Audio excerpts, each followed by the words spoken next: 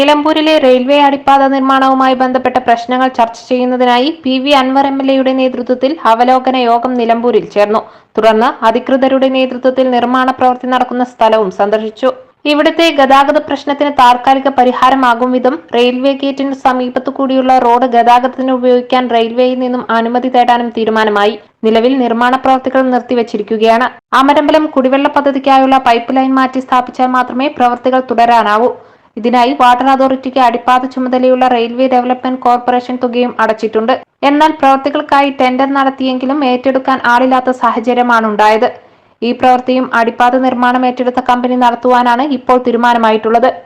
പൈപ്പുകൾ ഉൾപ്പെടെ water authority എത്തിച്ചു നൽകിയിട്ടുണ്ട്.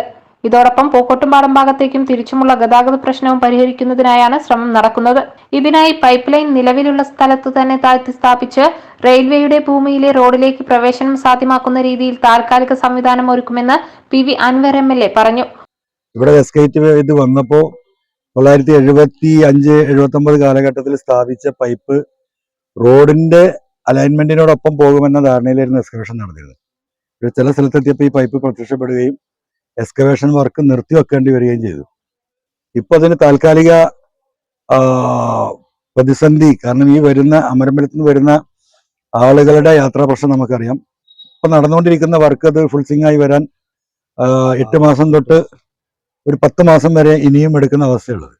അതുവരെ ഇവിടുത്തെ ട്രാഫിക് ബ്ലോക്ക് ആകുന്നതിന് ഒഴിവാക്കാൻ റെയിൽവേയും അതുപോലെ തന്നെ വാട്ടർ അതോറിറ്റിയും PWDയും ഒക്കെ ആലോചിച്ച് താൽക്കാലികമായിട്ട് നിലവിലുള്ള പൈപ്പ് ലൈൻ ഈ സൈഡിൽ നിലനിർത്തിക്കൊണ്ട് ചെറിയൊരു മാറ്റം, ഒരു 60 മീറ്റർ മാറ്റി സ്ഥാപിച്ച് നമ്മൾ നിൽക്കുന്ന തൊട്ടുപുറകിലുള്ള റെയിൽവേയുടെ പ്രൈവറ്റ് റോഡ് റെയിൽവേയുമായി സഹകരിച്ച് അത് ഓപ്പൺ ചെയ്യാനും അതുവരെയുള്ള റീടേണിങ് പെട്ടെന്ന് ചെയ്യാനും ഒരു മാസം ആണ് സമയം കോൺട്രാക്ടർ പറഞ്ഞിട്ടുള്ളത്. കാര്യങ്ങൾ ഭംഗിയാവുകയാണെങ്കിൽ ഒരു മാസം എന്നുള്ളൊരു 45 ഡേയ്സിലെങ്കിലും നമുക്ക് വാഹനങ്ങൾ തൽക്കാലം ഇതിലെ കടന്നു പോകാനുള്ള സംവിധാനം ഒരുക്കാനുള്ള തീരുമാനമാണ് ഇപ്പോൾ എടുത്തിട്ടുള്ളത്. വളരെ ഡീറ്റെയിൽഡ് ആയിട്ടുള്ള ഡിസ്കഷന്റെ ഭാഗമായിട്ടാണ് ഇങ്ങനെ ഒരു എന്താ പറയാ പ്രശ്നപരിഹാരത്തിൽ എത്തിയിട്ടുള്ളത്.